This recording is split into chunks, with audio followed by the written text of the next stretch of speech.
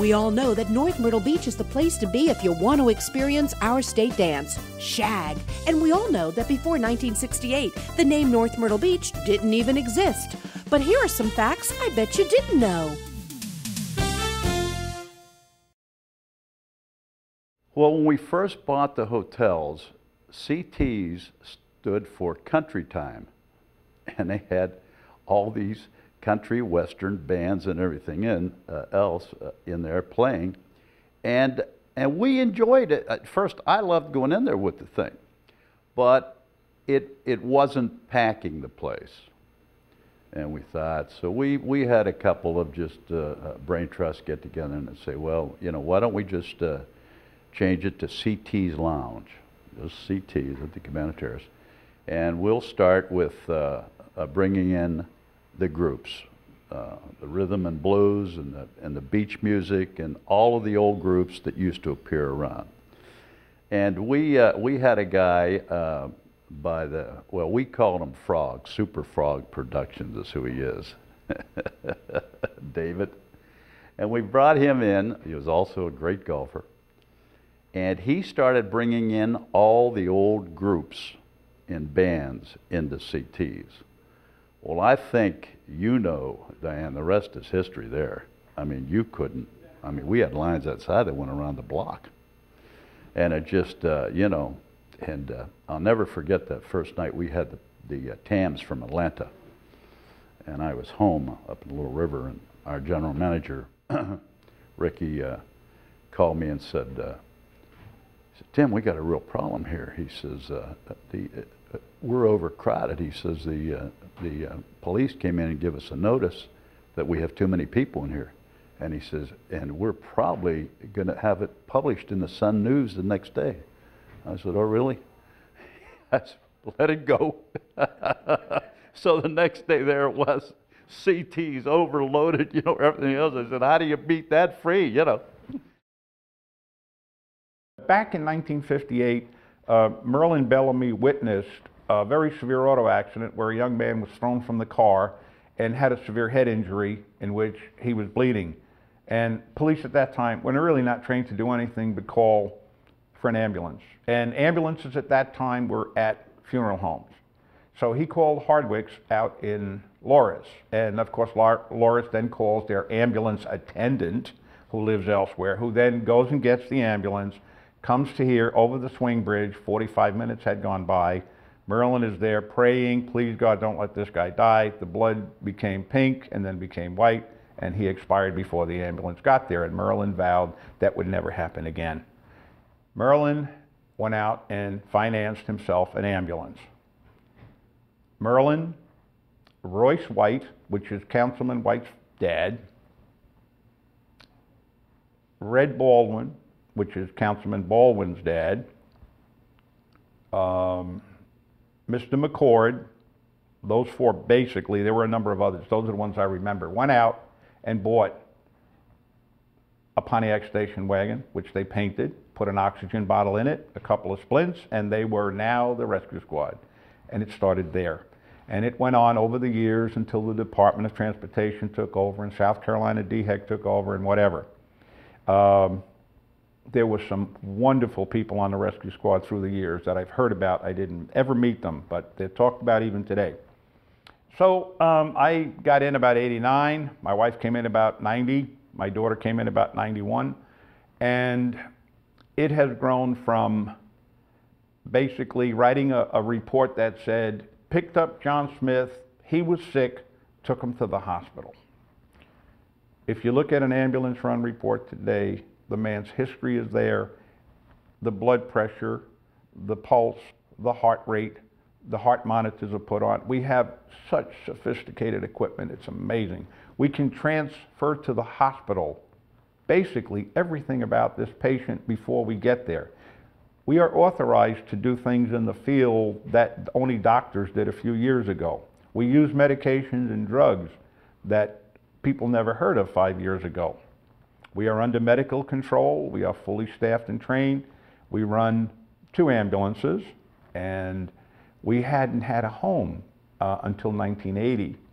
We ran out of our houses at that time. we had a number of different things that we did in the community. One I remember was every year we would do the Heart Fund. It was a marathon, and Vanna White's mom was the kind of star of the show, and she would get everybody together, and I'd usually set up a microphone right there on the front desk at the radio station, and for 72 hours kind of thing would do different things for the Heart Fund, such as auctioning off different items, challenging people to contribute and that kind of thing. And of course this is the only station, so there were a lot of listeners. We had a lot of traffic come by. Food would come in and out the doors as people would bring it to assist, and it was just a real community event to do that kind of thing. And it was besides being fun and challenging. And we did remotes for, I remember setting up shop in front of one of the local stores to do a toy drive, and we had a lot of different remotes that we would do for the public and for public service, which again was always important. The other thing we did was I remember for elections we would set up our own little radio election central. You know, we would sit there with the Associated Press machine, you know, in the background clacking away, and we'd bring all of the news releases in and keep all the. Of course, again, it's not like today where you had everything satellite, this and that and the other.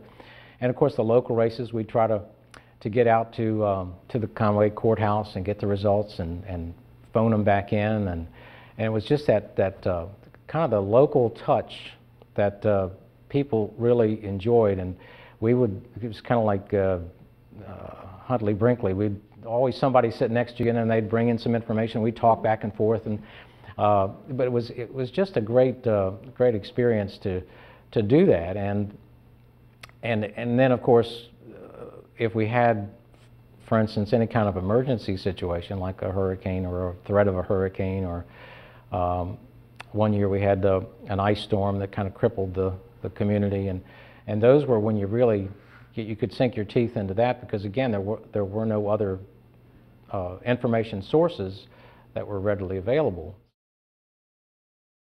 You know, when I first started working there, the people that came through were looking for a cottage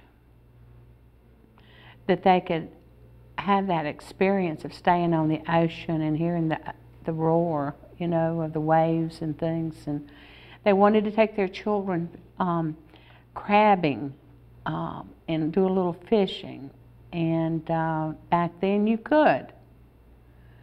And I would tell them places where I took my children and what we did, how to do it, you know, because they knew nothing. They knew nothing. And the Welcome Center itself is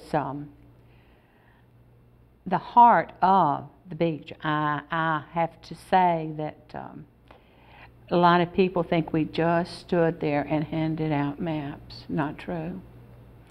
We were ambassadors to our state, you know, for the whole state. And of course, the majority of people that came down 17 stayed in our area. So we not only hand out maps, we find them reservations, we make them tea times, even dinner reservations, do an itinerary, you know, right then and there for that family, whatever. And in the years past, I'd had people come in year after year, and I would see them staring at me, and I think, okay, you know, and I'm waiting on someone, and they're waiting on me. They wanted me to wait on them, and that is such a feeling, you know, to have. And it was this one little family. They had 2 or 3 children, and I think if I had had the time, they would have wanted me to take them down to the beach, show them how to crab, you know. But I did everything I could. I've even taken poor little couples to the campgrounds that waited on me to get off work because they just couldn't comprehend where to go. And so after work, I would just say, you follow me, and I'll go real slow, show them my car, and they said, you follow me, and I'll take you right to the door. So I've done that. We had the riot. A lot of people claimed I started the riot, but didn't really. That started on the back of the pavilion. I went back, got a call, or had some people come tell me that there was a boy had got hit back there. There had been a fight, and I went back there, and there was a young boy that had got smacked up beside the head with a Pepsi-Cola bottle, and his face was cut and all. I approached him, and I obviously didn't know who hit him or that he hit anybody else, so there was really nothing I could do arrest-wise, but I wanted to help him and get him out, and this was on Easter, and it was, back in those days, it was, you know, shoulder to shoulder down there pretty much, and I told him, you know, put my hand on his shoulder, and I said, come on, you know, I'll help you get out of here and so you can get to some medical help. And about that time, the crowd of people started saying, you can't arrest him, you can't take him, you know, and chanting, and one thing led to another, and about halfway out of the pavilion, I was essentially having to fight people off that were swinging licks at me. And the little old boy, he got scared, and he just took off, and I don't blame him. But I guess one of the strange, and to me, most unusual things was that while I was still walking down here 6 or 7 years, 7, 8 years ago, whatever it was, had a fellow walk up to me, looked to be about my age, a little bit younger, and had a big scar on his face. And says, you Officer Palmer? And I said, yes. He says, do you remember me? And I went to him, and I said, not particularly. And he said, well, I'm that boy that helped start that riot. And to me, I mean, this was 25 years later probably, and that was just a real shocking thing to me. It was, wow. When I came here, Kenneth Littlejohn Hamilton was a Presbyterian pastor at O.D. Pres. And he and I decided we would have what we call family life, okay? Every Friday night, and we'd rotate his church one Friday night and Lakeside another. He was our projectionist. He would take the Walt Disney movies that we would order. And then my wife and Martha Jackson would do the food. And so we had we call it family life, and we'd get all the families, adults, children, teenagers, and it's amazing how they were hungry for that closeness. And so we never became like a splinter group, we were always like a cohesive group. Because Kenny and I believed in that, and especially working with these families, young families, as they moved in. Slowly they came, but they came to where we are today, you know, explosion. And then Kenneth and I decided that we need to do something ecumenically.